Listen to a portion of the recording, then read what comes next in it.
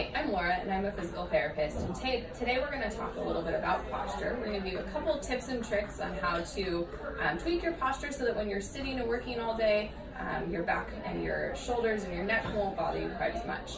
So as humans, we do lots of sitting, working at desks, working on our computers, reading on our phone, driving, and all of this has a tendency to pull us into this rounded shoulder, forward head posture, as Kyle's demonstrating here.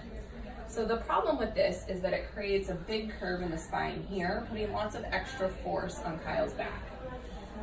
His head is forward, and so he is requiring his muscles to work a lot harder to keep his head upright.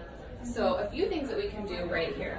One, I'm going to have Kyle bring his chest up so that his shoulders are centered over his pelvis, and he's not arching his low back.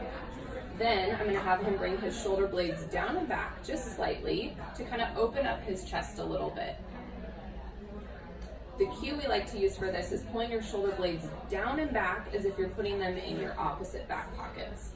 And then the last thing to fix forward head posture is we want the ear centered over the tip of the shoulder here. So Kyle is going to slide his chin back just like it's sliding across the tabletop so that his ear is now centered over his shoulder.